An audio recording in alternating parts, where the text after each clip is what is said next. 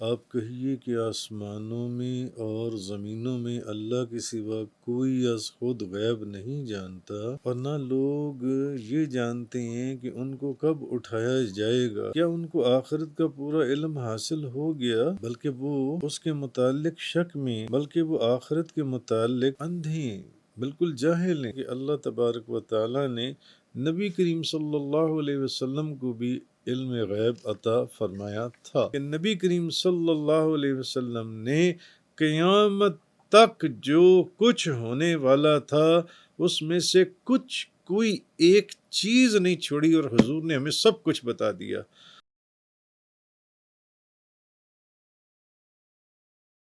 قُلْ لَا يَعْلَمُ مَنْ فِي السَّمَاوَاتِ وَالْأَرْضِ الْغَيْبَ إِلَّا اللَّهُ،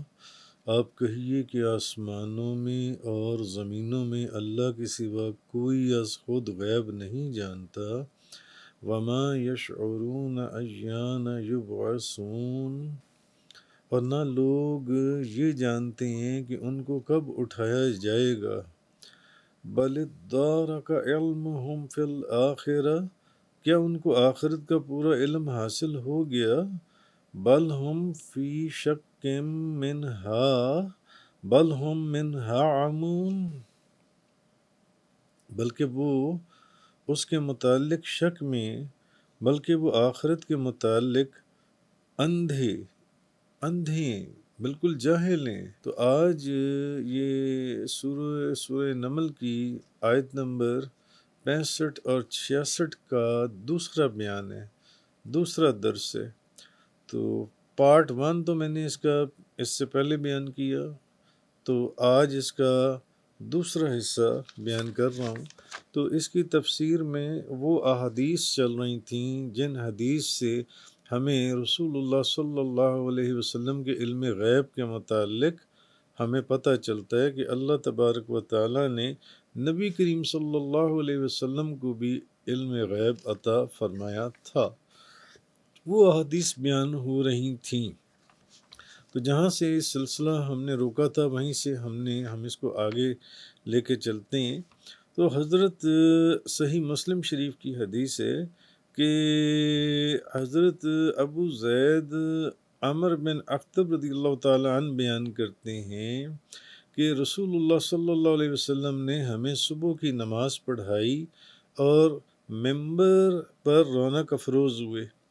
پھر آپ نے ہمیں خطبہ دیا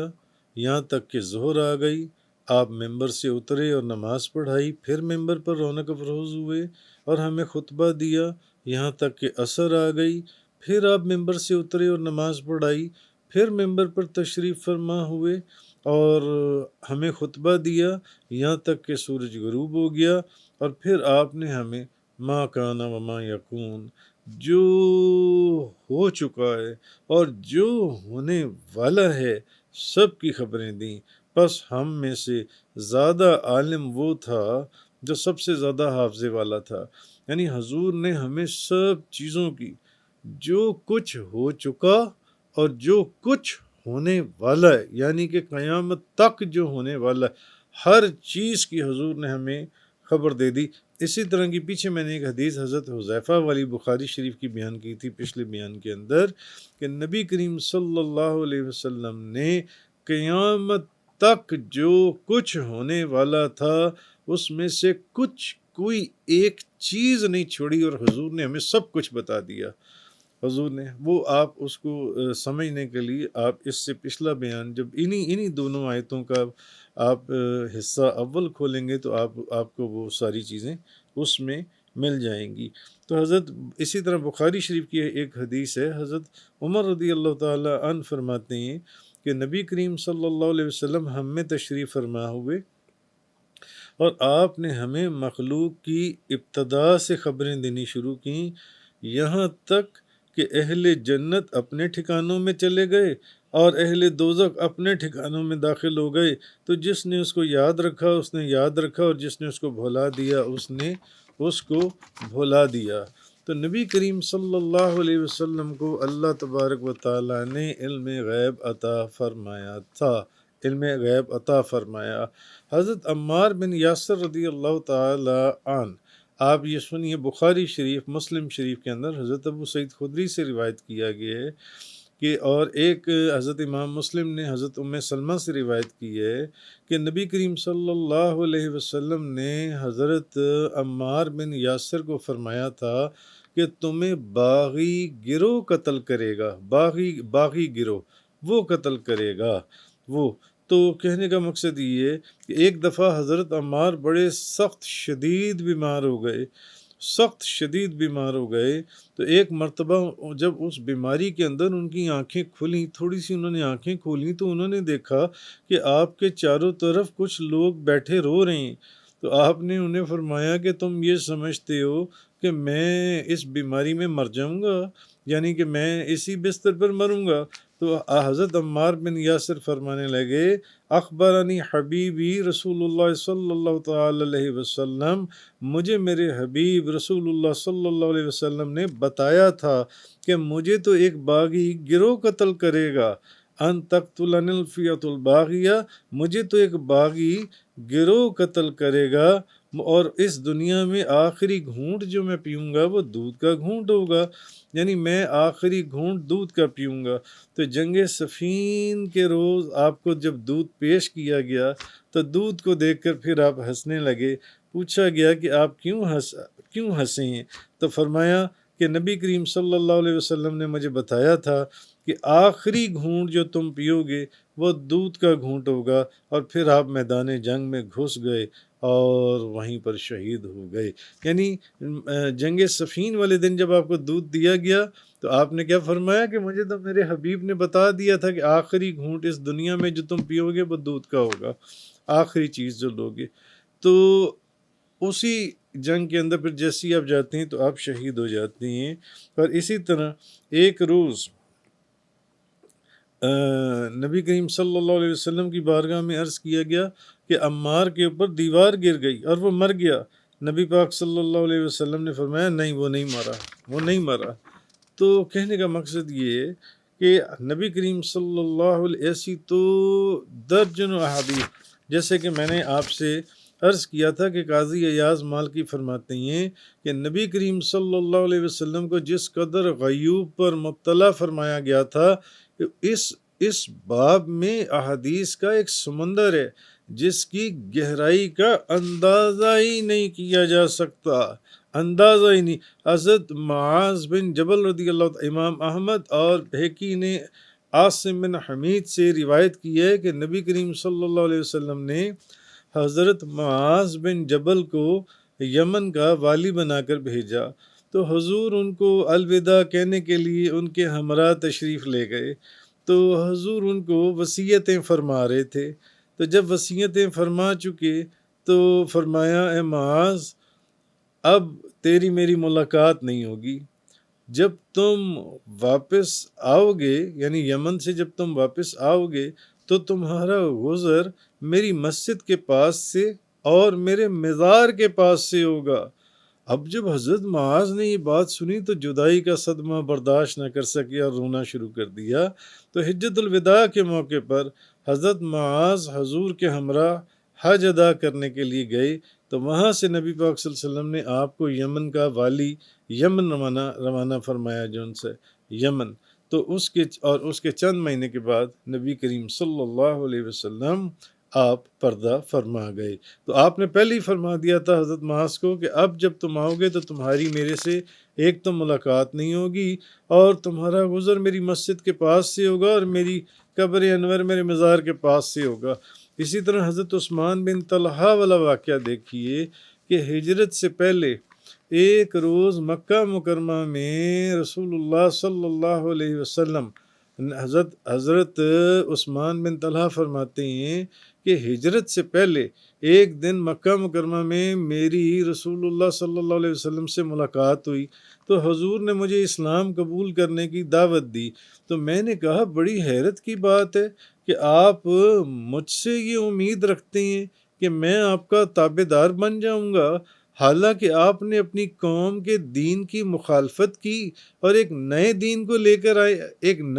آپ لے کر آئے ہیں، اس لیے میں تو کسی قیمت پر آپ کا دین قبول نہیں کروں گا۔ تو عثمان بن طلحہ کہتے ہیں کہ زمانہ جاہلیت میں اس وقت ہم 2 دن، ایک سوموار کے دن اور ایک جمعرات کے دن کعبہ شریف کا دروازہ کھولا کرتے تھے۔ تو ایک دن نبی کریم صلی اللہ علیہ وسلم تشریف لائے اور ارادہ کیا کہ لوگوں کے ساتھ کعبہ شریف کے اندر تشریف لے جائیں۔ تو مجھے بڑا غصہ آیا، تو میں نے بڑے غصے سے چند سخت باتیں آپ کے ساتھ کیں اور کچھ گستاخیوں کا بھی میں نے ارتکاب کر دیا، لیکن حضور کے حلم کے سمندر میں کوئی لہر نہ اٹھی۔ تو حضور نے بڑے صبر اور بردباری کے ساتھ میری اس ہرزہ سرائی کو سنا۔ پھر حضور نے فرمایا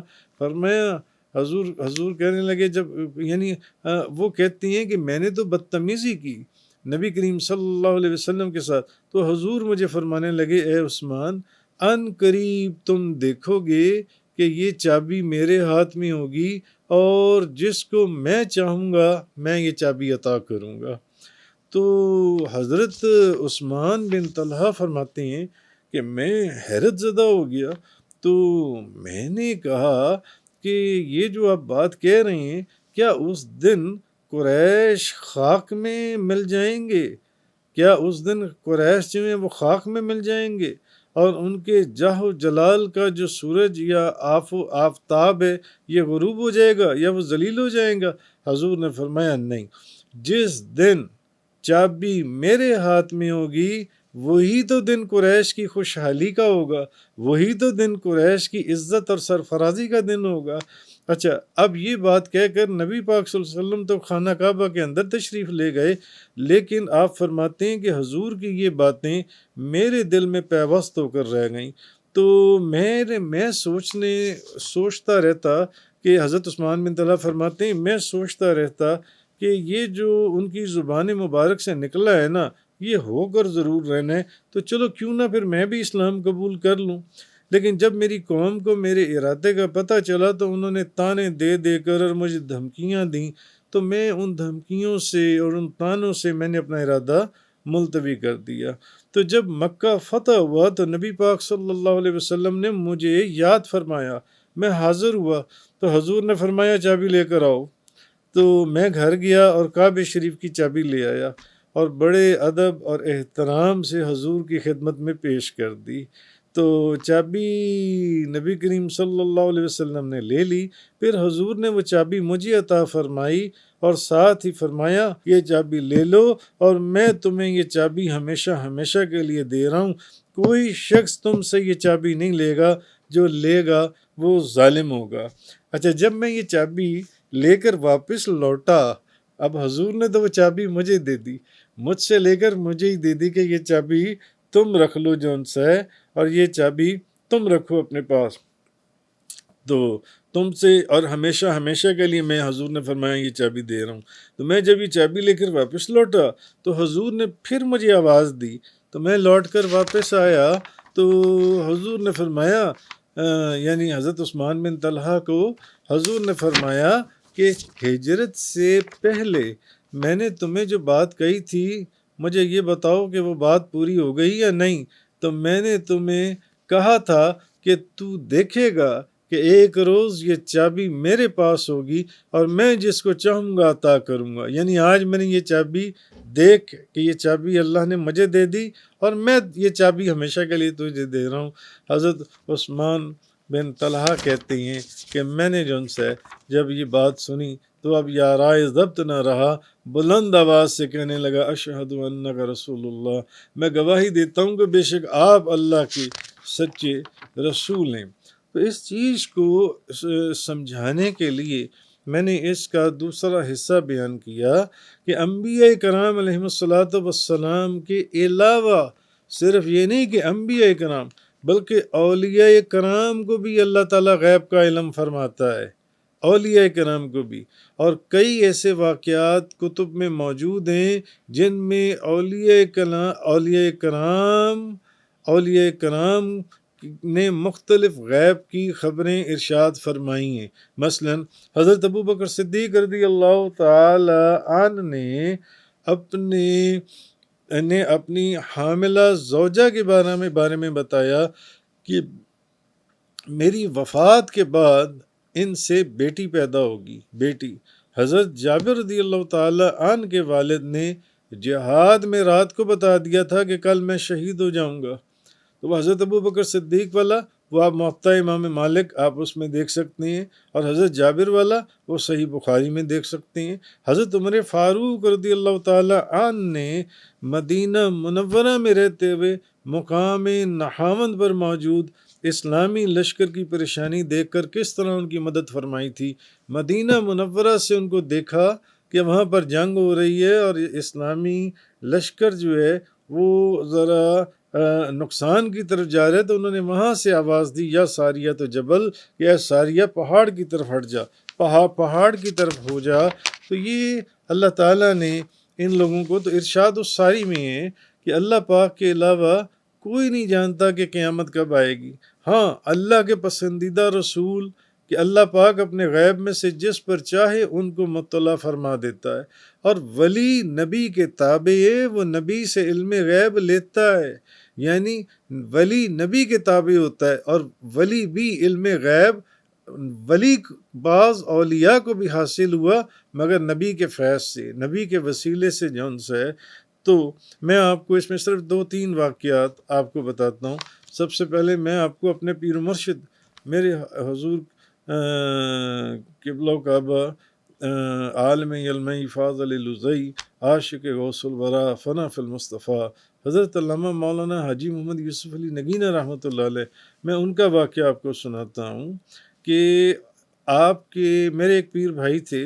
اور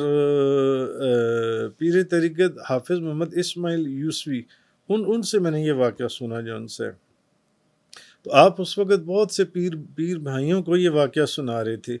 کہتے ہیں کہ میں ایک مرتبہ بابا جی صاحب کے پاس بیٹھا ہوا، حاجی یوسف نگینہ صاحب کے پاس، تو میں بہت غمگین انداز میں آپ سے عرض کرنے لگا، میں کہنے لگا حضور میں نابینا ہوں، میرا کوئی کاروبار بھی نہیں ہے، میرا مکان میرا کچا ہے، تو مجھے کسی نے نابینا ہوں، مجھے کسی نے اپنی بیٹی بھی نہیں دینی، اور جب کسی نے بیٹی بھی نہیں دینی تو میری اولاد بھی نہیں ہونی، اور غربت کی وجہ سے میں حج پہ بھی نہیں جا سکتا۔ تو بابا جی صاحب آپ یہ واقعہ، میں نے یہ حافظ نبینہ صاحب سے یہ واقعہ سنا، تو آپ جواباً فرمانے لگے، آپ کہنے لگے حافظ جی میں آپ کہہ رہی ہیں کچے مکان، میں آپ کے پکے مکان دیکھ رہا ہوں، میں آپ کا کاروبار بھی دیکھ رہا ہوں، اور میں آپ کو حج کرتے ہوئے بھی دیکھ رہا ہوں، اور آپ کی شادی بھی دیکھ رہا ہوں، اور آپ کے 3 بیٹے ہوں گے، نور دین، خیر دین، بشیر احمد نام کے، یہ 3 بیٹے ہوں گے۔ تو حافظ اسماعیل یوسفی صاحب فرماتے ہیں، آپ فرماتے ہیں کہ کچھ ہی دنوں کے بعد میرے ایک دوست، آپ کے ایک دوست جو ہیں وہ مجھے ملے، کہنے لگے حافظ جی میں نے نا اینٹوں کا بھٹا بنایا ہے، تو آپ جب اپنا مکان بنائیں تو اینٹیں لے جائیں۔ تو حافظ اسماعیل صاحب کہتے ہیں کہ اپنے دوست کو میں نے کہا کہ یار اینٹیں تو مجھے چاہیے مگر میرے پاس پیسے نہیں ہیں۔ تو وہ کہنے لگے تم اینٹیں لے جاؤ، جب پیسے کبھی ہوں گے نا اپنا گھر بنانا شروع کرو، پیسے بھی دے دینا۔ تو حافظ جی کہتے ہیں کہ اس طرح فرماتے ہیں میں نے مکان بنانا شروع کیا، جب لینٹر کی باری آئی تو میں پھر بابا جی صاحب کے پاس آیا کہ حضور گھر بھی بن گیا، تو اس طرح سارا بندوبست ہو گیا، تو لینٹر کے پیسے نہیں۔ تو بابا جی صاحب اندر سے نا ایک بڑا سا کجا لے آئے، تو اس کہنے لگے حافظ جی جتنے پیسے چاہیے نا آپ اس میں سے لے لیں۔ تو وہ کہتے ہیں کہ میں نے نا اس میں سے 1100 روپیہ لے لیا کہ اس میں لینٹر ڈل جائے گا۔ یہ بات آج سے تقریباً 60-70 سال پرانی ہوگی، تو اس دور میں 1100 روپیہ بہت بڑی رقم ہوتی تھی، اس میں بڑے بڑے کام ہو جاتے تھے جون سی۔ تو آپ فرماتے ہیں کہ میں نے اس میں سے 1100 روپیہ لے لیا جون سے۔ تو اس طرح پھر آپ فرماتے ہیں کہ انہی دنوں میں نے کاروبار شروع کیا، میری شادی بھی ہو گئی، اور جس نام کے 3 بیٹے بابا جی نگینہ صاحب نے فرمائے تھے، انہی ناموں کے 3 بیٹے بھی اللہ تبارک و تعالیٰ نے مجھے آپ کی دعاؤں سے عطا فرما دی۔ اور پھر ایک بوڑھی عورت میرے پاس آئی کہنے لگی حافظ جی میں نے حج کرنے کے لیے پیسے اکٹھے کیے تھے، لیکن میں چونکہ اب بوڑھی ضعیف ہو گئی ہوں اور حج کے لیے نہیں جا سکتی، تو یہ 10,000 روپیہ آپ رکھ لیں اور آپ میری طرف سے حج کرائیں۔ میں پھر وہی کہہ رہا ہوں کہ 10,000 روپے میں حج کیسے؟ تو یہ بات میں آپ کو تقریباً کم و بیش 60-70 سال پہلے کی کم و بیش یہ بات بتا رہا ہوں جو ان سے کم و بیش۔ تو یہ بات میں نے آپ کو بتائی، یہ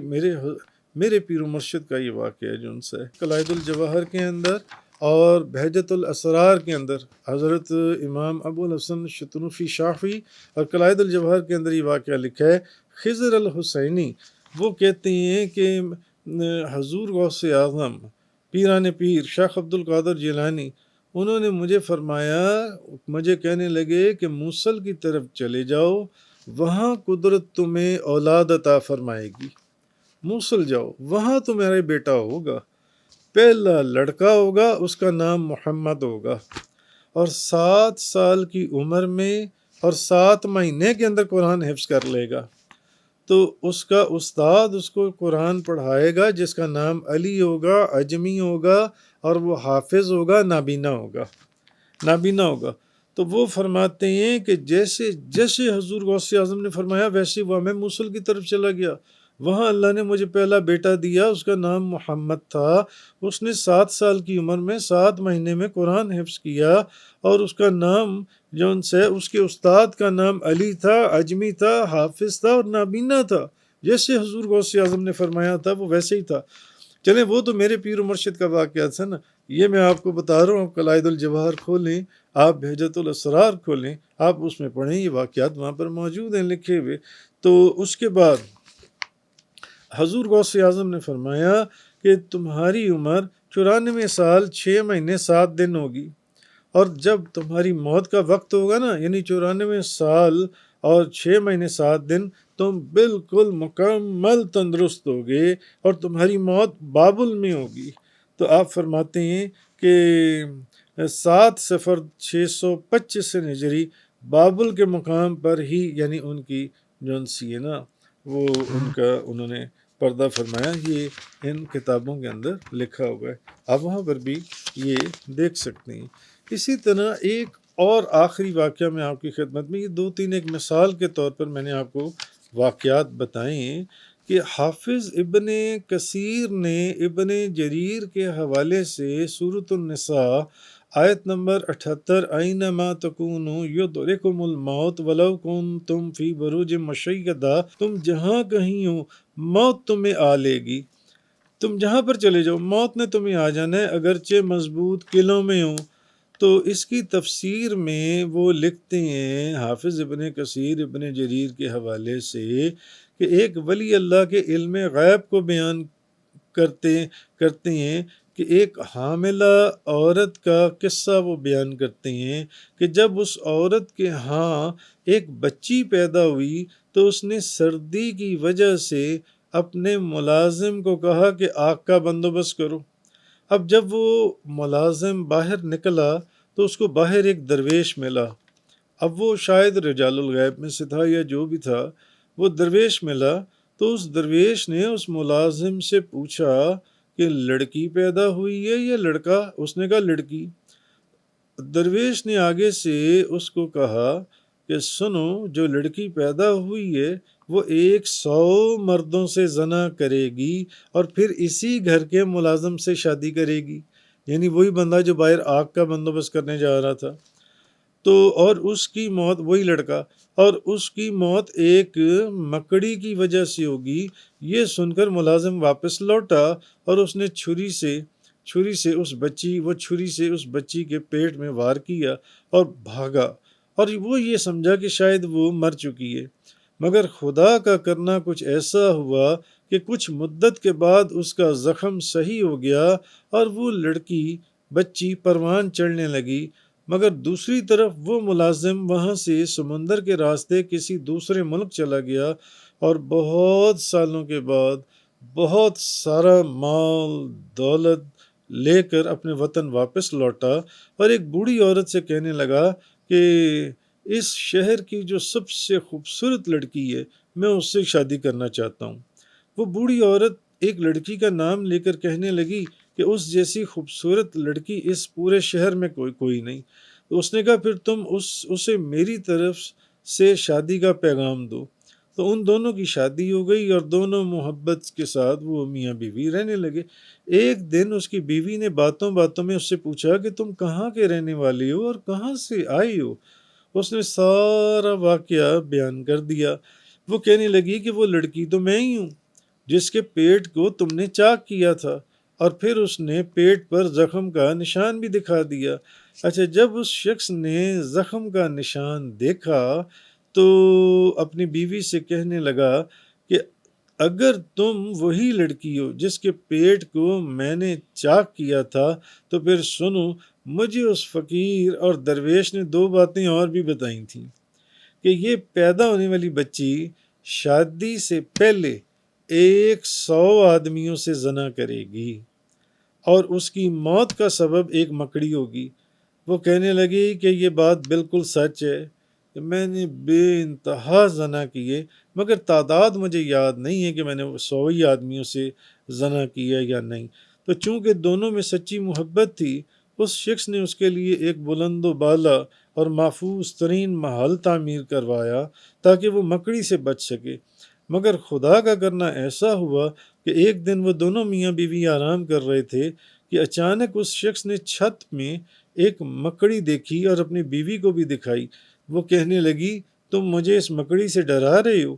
خدا کی قسم میں اسے مار دوں گی، اور غلاموں کو حکم دیا کہ مکڑی کو اتارو۔ جب انہوں نے مکڑی کو اتارا تو اس عورت نے یا اس لڑکی نے اپنے پاؤں کے انگوٹھے سے مسل کر اسے مار ڈالا، لیکن اس دوران اس مکڑی کے زہر کا ایک قطرہ اس کے انگوٹھے کے ناخن اور گوشت کے درمیان میں پڑا رہ گیا، جس کی وجہ سے اس کی ساری ٹانگ سیاہ ہو گئی، اور پھر آخر کار مکڑی کے باعث ہی اس کی موت واقع ہو گئی۔ تو یہ واقعہ حافظ ابن کثیر نے ابن جریر کے حوالے سے سورۃ النساء آیت نمبر 78 اینما تکونوا یدرککم الموت ولو کنتم فی بروج مشیدہ، اس کے تحت انہوں نے یہ واقعہ بیان کیا ہے۔ تو میں نے یہ جو پہلے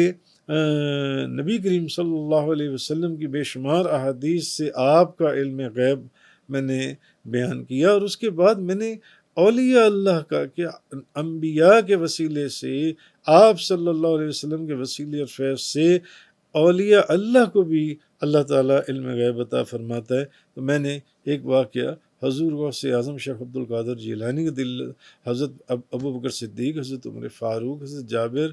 رضی اللہ تعالیٰ عنہ، یہ جو واقعات میں نے آپ کے سامنے، ایک میں نے اپنے پیر و مرشد کا واقعہ بیان کیا، یہ چیزیں ہمیں ملتی ہیں، ان چیزوں کو ہمیں سمجھنا چاہیے۔ اللہ ہمیں حق بیان کرنے، سننے اور سمجھنے کی توفیق عطا فرمائے۔ وآخر الدعوانا ان الحمد للہ رب العالمین۔ تفسیر قرآن کا یہ لیکچر انگلش میں سننے کے لیے براہ کرم ڈسکرپشن میں موجود لنک پر کلک کریں۔